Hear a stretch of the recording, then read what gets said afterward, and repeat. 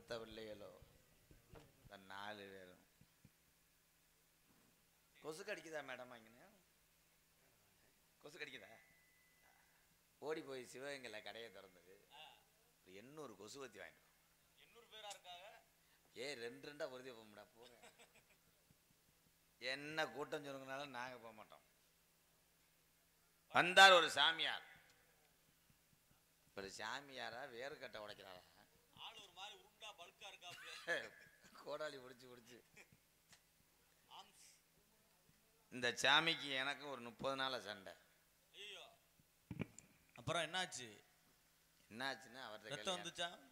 நத்தம் இல்லை, கோரிப்பாளையமும் புறத்த நாடு. Oh my God. இன்னைக்கு சாமியாரா நானா பார்த்துக்கிறோம். கானகத்தில் பாட்டு பாடும் சாமியாரையா எல்லாமே கதை சுருக்கம். அதான் பாட்டு பாடியாச்சு. வாங்க சாமி.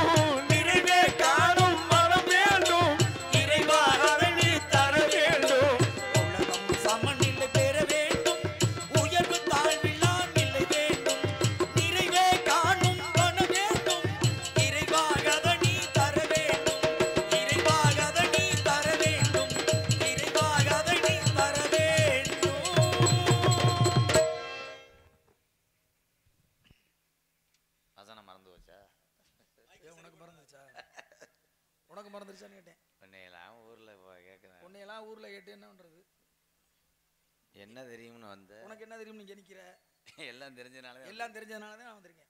எல்லாம் தெரியும், எல்லாமே தெரியும். உனக்கு என்ன தெரியும்? சவுடால் முதல்ல பேசுற குறை முதல்ல. மிஸ்டர் ராதா அவர்களே, சட்டம் பேசுற சவுடால் பேசுற குறை ஏன்ட்டே. அப்புறம் என்ன பேசுற? உனக்கு என்ன தெரியும்? இங்க வந்து வேகமா முதல்ல வந்து நின்றுட்டு இருக்கியே, என்ன தெரியும்னு நினைக்கிறேன்? உங்களுக்கு எல்லாமே தெரியும். அனைத்தும் தெரிந்தவன், கடந்த காலம், நிகழ்காலம், எதிர்காலம், முக்காலத்தையும் உணர்ந்தவன் நாரத மகாமுனிவன். கடுகு 100 எவ்வளவு சொல்லு? சொல்லு பாப்பா. தெரியும். கடுகு உளுந்து எல்லாமே தெரியும் எனக்கு. என்ன தெரியும்? முதல்ல இந்த இடம் யாரு இடம், எங்க நம்ம வந்திருக்கு? இது என்ன இடம்? வேலிமலை சாரல். வேலிமலை சாரல் வர பேர் வர காரணம் பச்சால்கிட்ட போய் கேளு. நீ எதுக்கு அங்க வந்த? அப்புறம் என்ன? எங்க இடம் உங்க நாங்க திறந்து வச்சிருக்கோம். உங்க இடம் தெரியுதுல, அதுக்கு வேலிமலை சாரல் பேர் இல்ல. ஏன் பேர் வந்துச்சு? வேலிமலை சாரல் என்றால் உம்மை போன்ற முனிவர் வந்து இங்க யாகம் நடத்துவாங்க.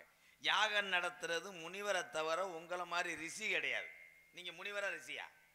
நான் சாமியார். சாமியார்னே. அப்ப அகோரி கலையரசனுக்கு நீ என்ன? அவன் இல்லையா? உனக்கு சொந்தக்காரன். எனக்கு இல்ல. அது பூலோகவாசி. இமயமலை அப்படின்னா கைலேங்கிரி. அங்கே சிவபெருமானும் பார்வதியும் அங்கே தில்லையிலே ஆடுகின்றார்கள், இமயத்திலே, இமயமலையில. அதனால அதுக்கு பேர் இமயமலை. இதுக்கு பேர் இந்த மலைக்கு பேர் என்ன? வேலிமலை. மேலிமலை சாரல் அப்படின்னு. குடுமியான் மலைன்னு ஒரு மலை இருக்கு. காரணம் சிவபெருமான் ஒரு சிவாச்சாரியன் சொல்ற ஐயருக்கு குடுமியே முளைச்சு கிடந்ததான் அவருக்காக. அதனால குடுமி ஆனதுனால இன்று முதல் குடுமியான மலை, குடுமியான மலை, குடுமியான மலை. மருத மலைன்னு ஒரு பேர் இருக்கு தெரியுமா? மருத மரங்கள் அனைத்தும் நிறைந்து இருந்தது. அதனால மருதமணி. மருதமணியா வந்திருக்கான்னு நீங்க நினைக்கிறீங்க? வந்து தொலைச்சிட்டியா? வந்துட்டானா இல்லையா? அவனை தூங்க போட்டுத்தே வந்து எப்படியே அவனை எழுப்பி விட்டேன். ஒருத்தனையே சமாளிக்க முடியாது, 2 பேர் அதுல. நீ லட்சணம் பேரை பார்த்து இது என்னடா மாடு மிதிச்சது மாதிரி வர்றேன் மண்டைங்க. 3 மணிக்கு நல்ல மாதிரியே வருவேன். ஏன்னா எங்க நான் உங்கள்ட்ட சாந்தமா பேசிட்டு போயிருவேன். சரி. ஆனா எங்க அண்ணன் அப்படி கிடையாது. இந்த பயமுறுத்துற வேலை. அவர் இதுவரைக்கும் உங்களை மாதிரி சாமியார 7 வத்தை அசிங்கப்படுத்திருக்காரு. போயிடுறது நீ நல்லது. சரி, வர சொல்லுங்க அவரை. இப்ப வர மாட்டாரு. ஏன்? எங்கே வராரு? இன்னும் அவருக்கு 30 செல்லல.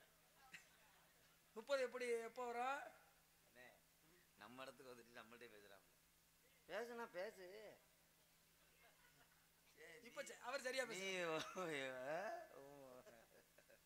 அப்ப என்னமா இதுக்கு வந்த உள்ளவடா ஊமஜாடா தூக்க வரிச்சல வந்துட்டாங்க மன்னிச்சு. சரி, நேரம் எவ்வளவு சவடாலாம் கிளிப்பாரு, அதை பண்ணுவாரு, இதை பண்ணுவாரு, அவர் கோவக்காரர் விவகாரன்னு எல்லாமே தெரியும்னு நினைச்சிட்டு இந்த இடத்துக்கு நீங்க வந்துருக்கீங்க. இருங்க, இன்னைக்கு உங்கள்கிட்ட கேள்வி கேட்டு அசிங்கப்படுத்துனே வந்தாரு. ஆ, இப்பத்தான் அவருக்கு ஞாபகம் வந்துச்சு. இன்னைக்கு எங்க அப்பத்தான் வயசுக்கு வந்த நாள். அதனால அவர் வீட்டுக்கு உள்ள போயிட்டாரு. ஒண்ணுமே பண்ண மாட்டாரு. எதுவுமே பேச 30 மாட்டாரு. சென்டாச்சு. சரி நீங்க பேசுங்க. உங்களுக்கு என்ன தெரியும் நான் பாக்குறேன். வேலிமலை சாரல் என்பது வேள்வி நடத்தினால் யாகம் நடத்தினால் பாட்டம் போட்டு எல்லா காலத்திலும் இங்க திணற வச்சிருக்கோம்.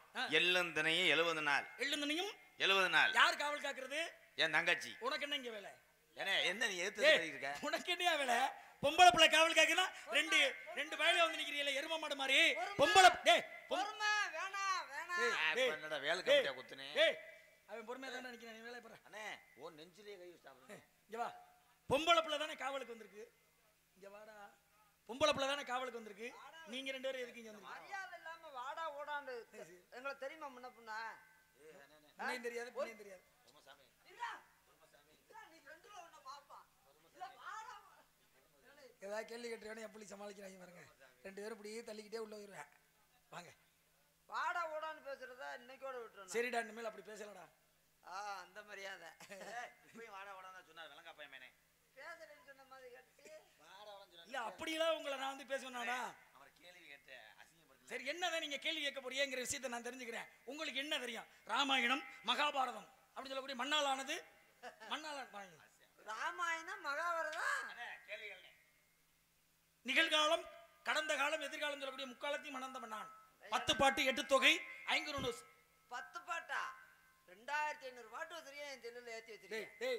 இவன் தான் கேள்வி பதிச்சு செல்லுல ஏலே அவர் செல்ல இருக்க மெமரி பாட்டா கேட்டாரு.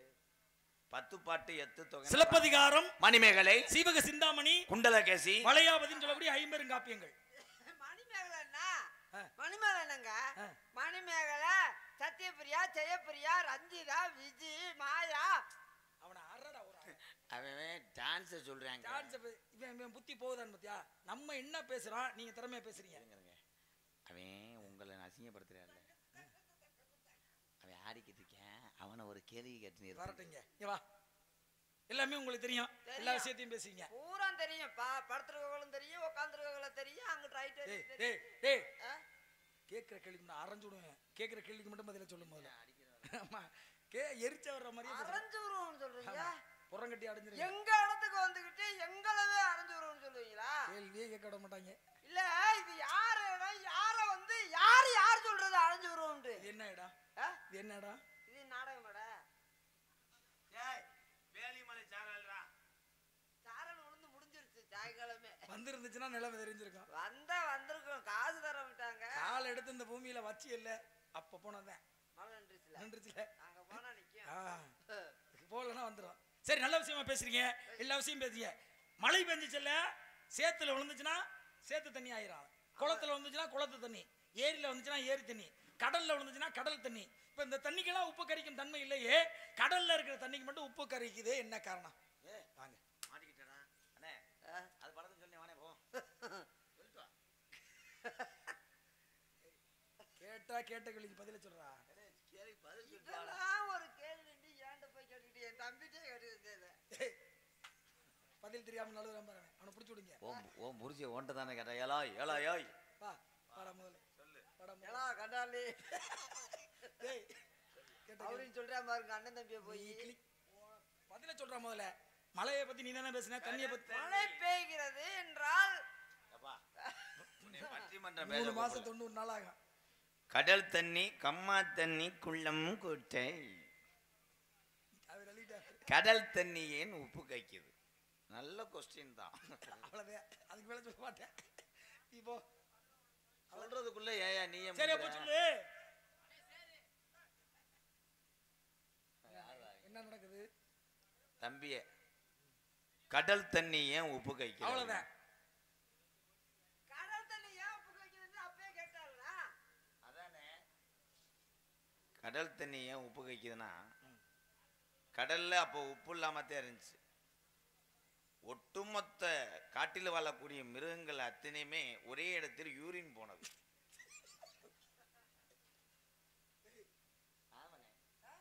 அது போய் கடல்ல கலந்ததுனாலதான் கடல்ல தண்ணி உப்பு கைக்குது. எப்படி? ஓ இல்லையே மறந்து சொல்லு. மிருகங்கள் பூரா ஒண்ணுக்கு இருந்த கோதியா? ஏன் நம்ம ஒண்ணுக்கு இருக்க டேய் ஊரா? டேய் டேய் பேச்ச குறைங்கடா. கேள்வி கேட்க மாட்டேன். இல்லங்க சாமி. கேள்வி கேட்க மாட்டேன்னு மிருகங்கள் மட்டும்தான் அவன் போறது கடல் போகுதுன்றானே. இப்ப நம்ம ஊரா இருந்தது எங்க போகும்? கேள்வி உங்களுக்கு ராமாயண மகாபாரதத்துல இருந்து ஏதாவது கேக்குறேன். எதை வேணாலும் கேளுங்க. எதை வேணாலும் கேப்பியா? ராமாயணம் மகாபாரதம்லாம் கரைச்சு டேய், டேய், டேய். குடிச்சிருக்கும். குடிச்சு. இங்க வாங்க. மகாபாரதம் இருக்குல்ல, மகாபாரதம்னு ஒரு காவியம் இருக்கு. ஆமா. மகாபாரதத்திலே கதாநாயகின்னு சொன்னா யார் சொல்லுவாங்க? பொம்பளை கதாநாயகி. கதாநாயகினா திரௌபதின்னு சொல்லக்கூடிய பாஞ்சாலி. கேளுங்கடா, யாராவது ஒரு ஆள் கேளுங்க. பாஞ்சாலி கதாநாயகி. பாஞ்சாலி அதானே? பாஞ்சாலி தானே? அந்த அதானே? பாஞ்சாலியோட மகாபாரதத்துல கதாநாயகி யார் என்று கேட்டால் அந்த பாஞ்சாலி என்ற ஒரு பெண்மணி கதாநாயகி. அவ்வளவுதான். அதானங்க. அதான் கேள்வி இல்ல. அதான் அந்த பாஞ்சாலியுடைய சேலை துயில்னு சொல்லக்கூடிய சேலைய சபையில உரிந்தார்கள். அந்த சபையில உரியும் பொழுது அவன் எவன் ரோசம் கட்டவன்? அவன் எல்லாம் நல்ல ஒரு அறிவானவனா இருந்தா சபையில ஒருத்தனை பிறந்த சபையில அவன் சேலையை உறிஞ்சிருக்கலாமா? ஒரு பொம்பளைய அவன் எல்லாம் நீ வாடா டே, நீ நல்ல ஆம்பளை இருந்தா நீ அது மகாபாரதத்தில் நடந்ததுடா. அது எப்ப? ஏதோ மானாமல் நடந்தது மாதிரி இது பண்றேன். போட விளங்கா பையமே. டேய் இப்ப எதுக்கு நீ தவண? ஒரு பொன்மணி என்ன நடக்குதுன்னே தெரியல. ஒரு பொன்மணி இல்ல, பெண்மணி. ஏவா அப்படிங்கிற அந்த பெண்ணோட சேலைன்னு சொல்லக்கூடிய துகிலை உரியும் பொழுது உரிந்தவன் ஒருவன், உரிய சொன்னேன் ஒருத்தன், சட்டம் போட்டான் ஒருத்தன், கட்டளை எடுத்தான் ஒருத்தன், அதை கடமையை செஞ்சான் ஒருத்தன். யார் கட்டளை போட்டா, யார் கடமையை செஞ்சா, யார் சேலையை உரிய சொன்னா, யார் உறிஞ்சா? இதான் கேள்வி. கேள்விக்கான பதில் சபையிலே உரியப்பட்டது. சபையிலே உரியப்பட்ட சேலை உரிந்தவர்கள் யார்? உரிந்தவன் யார்? உரிய சொன்னவன் யார்? இதுதான் சாமியோட கேள்வி. இந்த கேள்விக்கு பதில் சொல்லவில்லை என்றால் நாங்கள் இந்த இடத்துக்கு வர முடியுமா? உண்மையிலே அரைஞ்சு விடுங்க. கேட்ட கேள்வி மட்டும் பதில் சொல்லு. அப்புறம் இது வர முடியுமா, போக முடியுமா, அதெல்லாம் கேட்கலனா. கேட்ட கேள்வி மட்டும் பதில் சொல்லு. இந்த சேலையை உரிந்தவன் யார்? உரிய சொன்னவன் யார்? அவ்வளவுதான். ஏன் சாமி, அந்த சேலையில முந்தான அடிச்ச சேலையா முந்தான அடிக்காத சேலையா?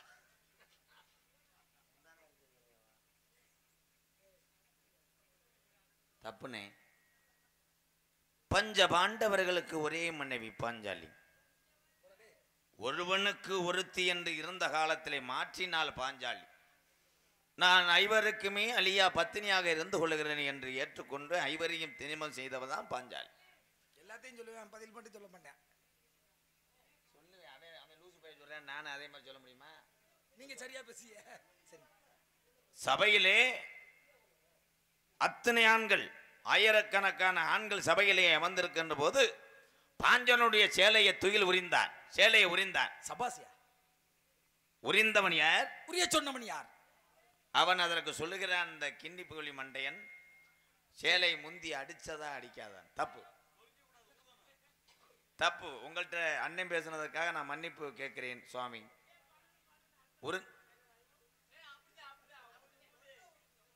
இப்ப இப்ப இவனையும் சேர்த்து ஓட வைக்கிறேன் பாருங்க. உறிஞ்சியவன் யாரு? உரிய சொன்னவன் யாரு?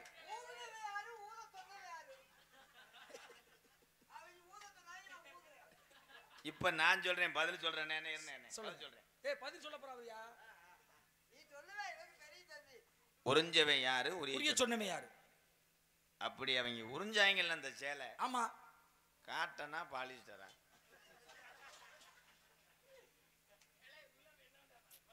ஒரே வார்த்தையில ஓஹோன்னு வாழ். என்ன நியாயம்னு ஒண்ணு வேணும். இப்ப அல்வான்னு எல்லாரும் கடையில வாங்குறே இல்லை, அது எதுல செஞ்சதுன்னு நல்லா இருந்த கேப்பே இல்லை. அப்ப சேலை வந்து காட்டனா பாலிஸ்டரா? நீங்க அதை சொல்லுங்க, நான் சொல்றேன். நீ போ முதல்ல.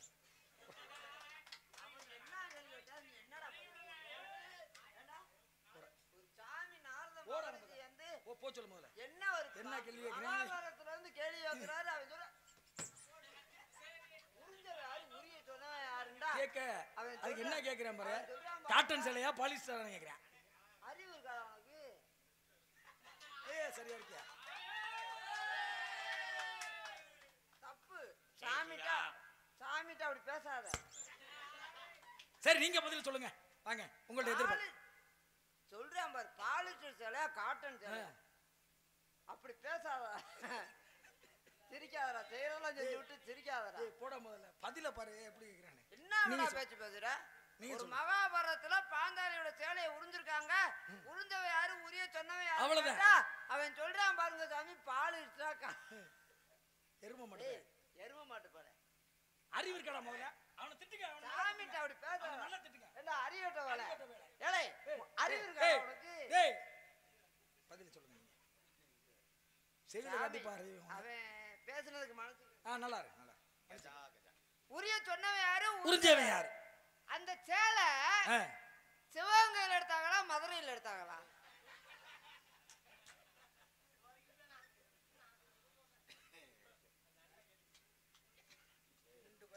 அந்த காலத்துல மகாபாரதத்துல இருந்து வந்துட்டே சிவகங்கையில வந்து சேலை எடுப்பாங்களடா. டேய், அர்த்தம் இருங்க. மரியாதை 2 பேரும் ஓடி போயிருங்க. உரிய சொன்னவ யாரு? இப்ப முடிச்சிடறேன். இவ்வளவு நேரம் வந்து நகைச்சுவை என்ன ஆ. உறிஞ்சவ யாரு, உரிய சொன்னையான சரிங்க, இவன் முந்தி அடிச்சது கேட்டது தப்புத்தேன். தப்புதான் நானு காட்டனா பாலிஷானு கேட்ட தட்டது தப்புதான். சிவகங்கையில் எடுத்ததா மானாமதுரையில எடுத்ததா? மானாமரத்து கேட்ட தப்புதேன். அதுவும் தப்புதான். இப்ப நான் சொல்றேன், சரியா சொல்லுங்க. சேலை அப்படி உரியல, ஆமா இப்படி இழுத்து உரியறேன். புரியுதா? அந்த உரியும் போது ஆ, பாஞ்சாலி பாவாடை கட்டி இருந்தாலும் கட்டல.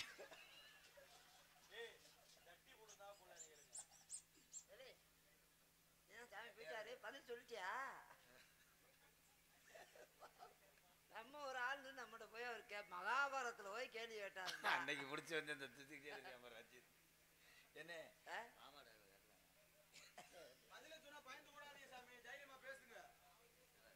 சாமி என் தம்பி பதில் டேய், சொல்லிவிட்டாரா? டேய், டேய், போ.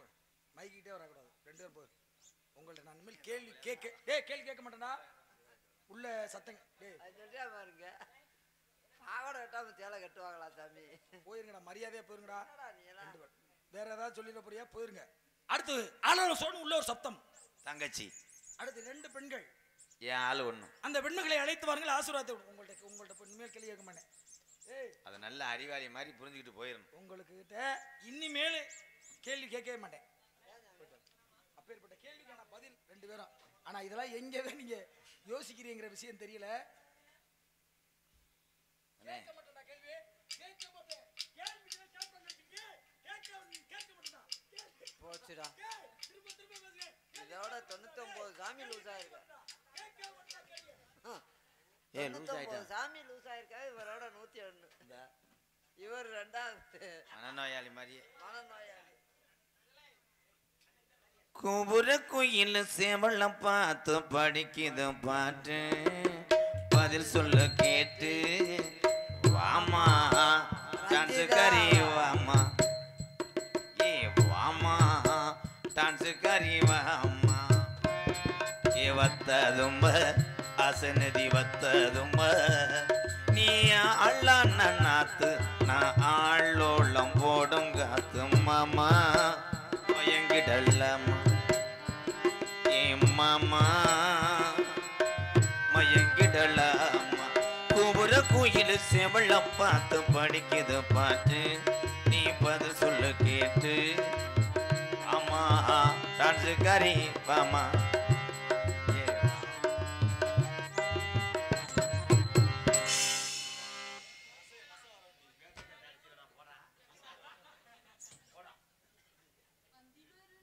என்னது அருணாக்குடிய காணாம என்னடா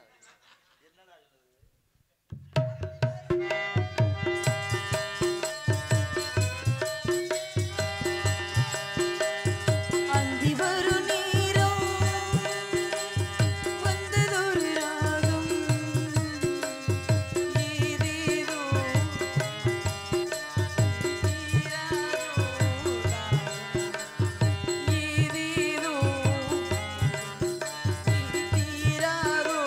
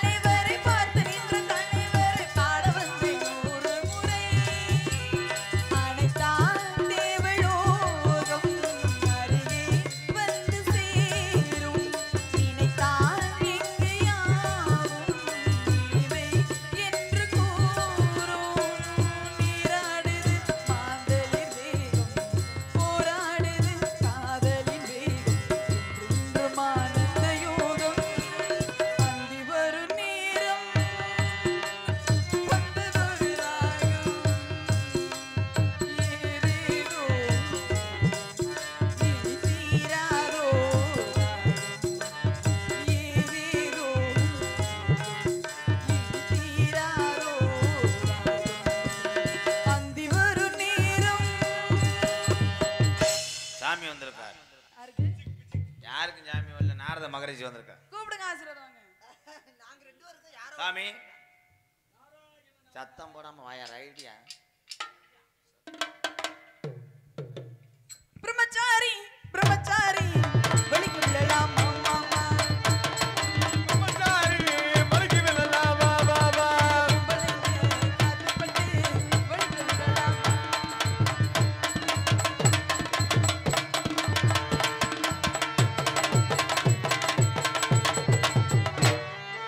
போதும் போதும் சாமி.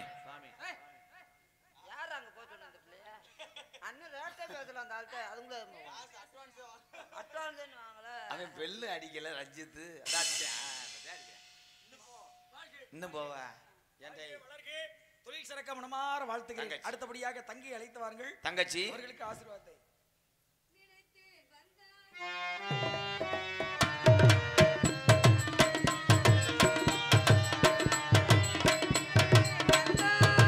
நூறு வயது கேட்டேன் தந்தா ஆசை மனது. நூறு நிலாவை ஒரு நிலவாக்கும் பாவை என்பேன். ஆயிரம் மலரை ஒரு மலராகி பாவை என்பேன். கண்மீராக நீராக நின்றாடவோ, பொன்மீராக மலராக பொன்வாடவோ.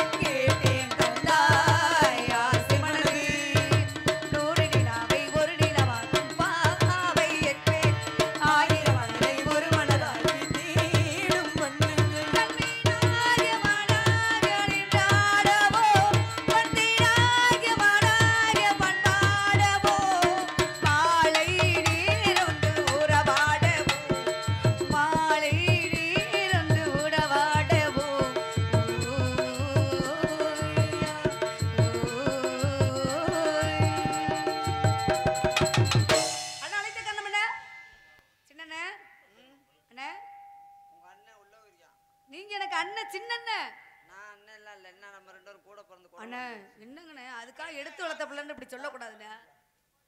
அண்ணே சின்ன அவனுக்கு நான் மச்சான். மானங்கட்ட முறையா அண்ணே. நாரத மகரிஷி வந்திருக்கிறார். நாரத மகரிஷி நம்ம இடத்துக்கு வந்திருக்காரா? வாங்குனீங்களா? வாங்கணும்னு வார்த்தை கொடுக்க அனுமதியே இல்லாம வரக்கூடியவர். வரவேடு வரவேடு சொல்லி வந்தார வரவேற்பது தமிழ் பண்பு. வந்தவருக்கு முதல்ல தண்ணீர் கொடுக்கணும். ஆமா, நாங்க கொடுத்த வாங்க மாட்டேன்ட்டாரு. வந்தவருக்கு ஒரு வரவேற்பு.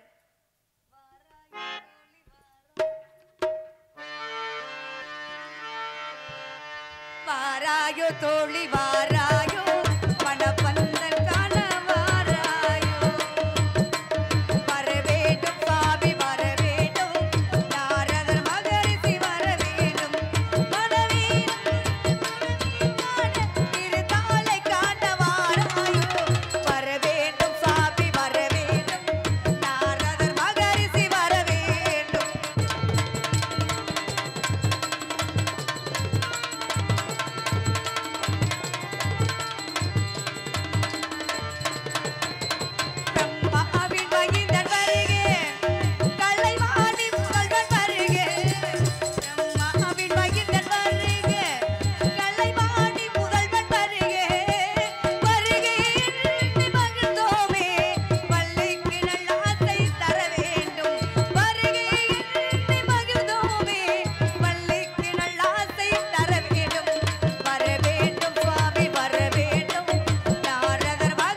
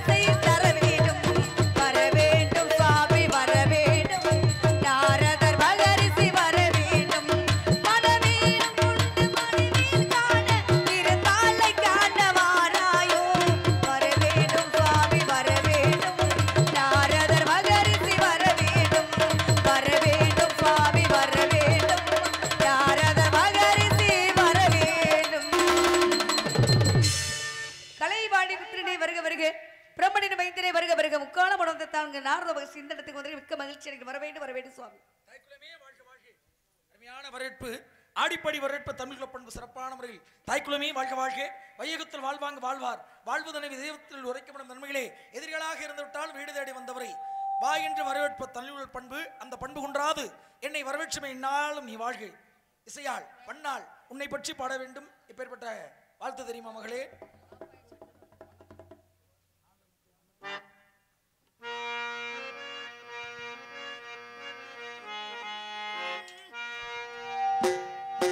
மண்ணை தொட்டு கும்பிட்டுட்டு பொட்டொன்னு வச்சுக்கம்மா கண்ணு முக்குத்தையும் பட்டன்னு நின்னுதம்மா.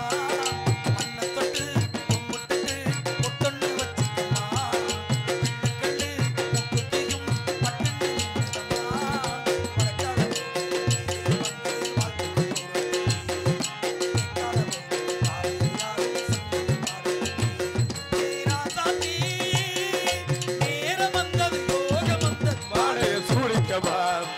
மண்ணை தொட்டு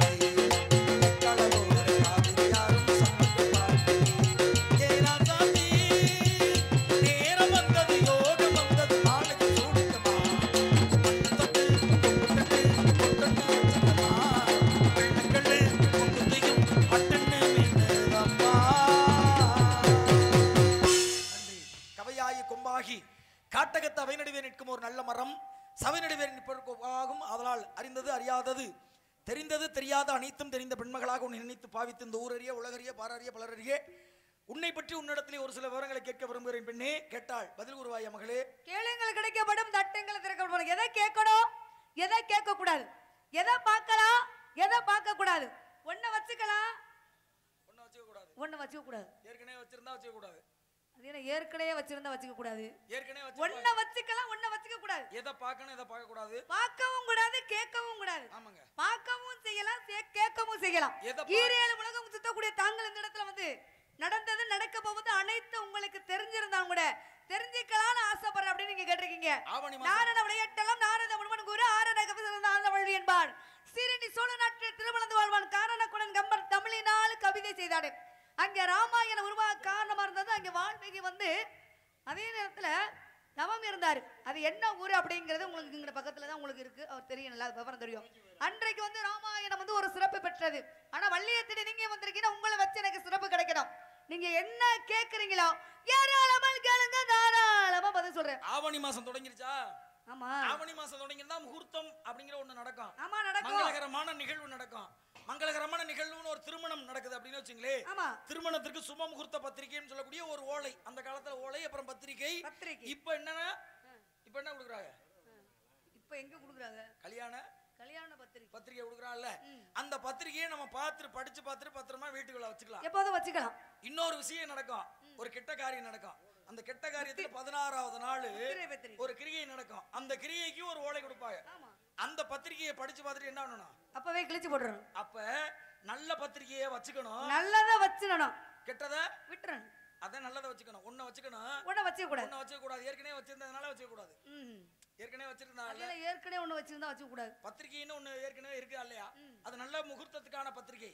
அது இருக்கும் பொழுது கெட்ட காரியத்துக்கான பத்திரிகை வீட்டுல இருக்க கூடாது அப்படிங்கறதான் காரணம். இந்த காரணம் பார்க்கலாம், ஆனா கேட்க கூடாது. எதை பார்க்கலாம், எதை பார்க்கலாம், என்ன விஷயத்தை பார்க்கலாம்? நிறைய பார்க்கலாம். சத்தத்தை, அதோட சத்தம்னா ஊளையிடுதல் கேட்க கூடாது. சத்தத்தை மட்டும் நம்ம கேட்க கூடாது. நிறைய உழவு விடுறா அப்படின்னு சொல்லி கேட்டுறோம் இல்லையா? கேட்க கூடாது. பார்க்கவும் கூடாது, கேட்கவும் கூடாது. ஆந்தைய பாத்திருக்கீங்களா? எப்படி பார்க்க கூடாதுல்ல? இரவு நேரத்துல தான் தெரியும். ஆமா, கண்ணு அதுக்கு பகல்ல வெளிச்சமா தெரியாது, இரவுல தான் தெரியும். அதை பார்க்கவும் கூடாது. அதோட சத்தத்தை கேட்டிருக்கீங்களா? அந்த சத்தத்தை கேட்கவும் கூடாது. அப்ப பார்க்கவும் கூடாது, கேட்கவும் கூடாதுங்கிறது கணக்குங்க. பெண்களுக்கு 2, ஆம்பளைக்கு 1 நாங்க. ஆமா, ஆரம்பத்திலே பெரிய பெண்ணின் பருவங்கள் எத்தனை? 7 பருவங்கள். பேதை, பெதுமை, மங்கை, மடந்தை, அறிவை, தெளிவை, பேரும் 7 பருவம். நீங்க என்ன பருவத்துல இருக்கீங்க? மங்கை பருவம் அடைஞ்சிருக்கேன். மங்கை பருவம் அடையிறதுக்கு முன்பாக பெதும்பை, பேதை பெதும்பை தானே. பெதும்பையிலிருந்து மங்கை பருவம் அடையிறனா பூப்பைதல்னு அர்த்தம். ஆமா, ஒரு பெரிய பொண்ணு ஆகிறது அப்படின்னா வயசுக்கு வருதுன்னு அர்த்தம். ஆளாகி 5 நாள், கல்யாணம் ஆகி 6 நாள். ஒரு விஷயத்தை பேசினா அதை மட்டும் அது அப்புறம் என்ன அப்புறம் நீங்க சொல்றீங்க? இடையில இன்னொரு விஷயத்துக்கு போனீங்கன்னு வச்சுக்க, என்ன பேசணுமோ அங்க நின்னு அதை முடிச்சு அதுக்கு அப்ப நீங்க வச்ச சட்டமா என்ன புரியுதா இல்லையா? சொல்லுங்க. கோவம் வந்துச்சுன்னு வச்சுக்க தூக்கி எரிஞ்சிருவேன். தூக்கி வீசிடுங்க தான் பாருங்களேன். நீங்க என்ன பேசணுமா அந்த பேச முழுமைப்படுத்திட்டு அடுத்த விஷயத்துக்கு போகணும். என்ன பாருங்க, ஆணுக்கு பெண்ணுக்கு 2 தடவை பயன்படும், ஆணுக்கு 1 தடவை பயன்படும் சொன்னீங்களா இல்லையா? அந்த விஷயத்தை தான் பேசுறேன். பேதை, பெதும்பை, பெதுமைக்கு அப்புறம் மங்கை. இப்ப மங்கை பருவம் இருக்கு இல்ல, இதுக்கு முன்னாடி பெதுமைங்கிற பருவத்துல இருந்துப்பியா. இப்ப மங்கை பருவம் அடைஞ்சிருக்கீங்கன்னா பெரிய பொண்ணா இருக்கீங்கன்னு அர்த்தம். வயசுக்கு வந்திருக்கீங்க. அப்ப வயசுக்கு வரும் பொழுது உங்களுடைய தாய் மாமன் அப்படின்னு ஒரு உறவு இருக்குமா? இருக்காங்க. அந்த உறவு முறையின் மூலமாக ஒரு நிகழ்வு ஒண்ணு நடக்கும் வீட்டுல. என்ன நிகழ்வு? குடிசை ஒண்ணு கட்டுவாங்க. பச்சை ஓலையில ஒரு குடிசை கட்டி வைப்பாங்க. தாய் மாமன் தான் சீர் கொண்டாந்து அந்த குடிசை கட்டி வைக்கணும் அப்படின்னு தாய் மாமனோட அந்த சீர் மூலமா அவங்க தான் செய்யணும். இது ஒரு தடவை பயன்படுதா? ஒரு தடவை இந்த பூலோகத்திலே இந்த பெண்மகள் ஒரு தடவை இருப்பாங்க. இறக்கும் பொழுது பச்சை ஓலையில தூக்கிட்டு போனோம். அப்ப பெண்ணுக்கு எத்தனை தடவை பயன்படுது? 2. ஆணுக்கு இறுதியில மட்டும்தான் கடைசி வரை 1 தடவை பயன்படுது. அப்ப ஈரேழு உலகம் சுத்தக்கூடிய தாங்கள் என்ன இடத்துல வந்து விவரம் கேட்கணுங்கிறீங்க. என்ன காரணத்துக்காக வந்திருக்கலாம் அப்படின்னு தெரிஞ்சுக்கலாம்னு ஆசைப்படுறேன். நடந்தது நடக்க போவது அனைத்துமே உங்களுக்கு தெரியும். ஆனா அப்படி இருந்தாலும் கூட ஒரு ஆலயத்துக்கு போறோம். வண்டு விழி கண்டு மொழி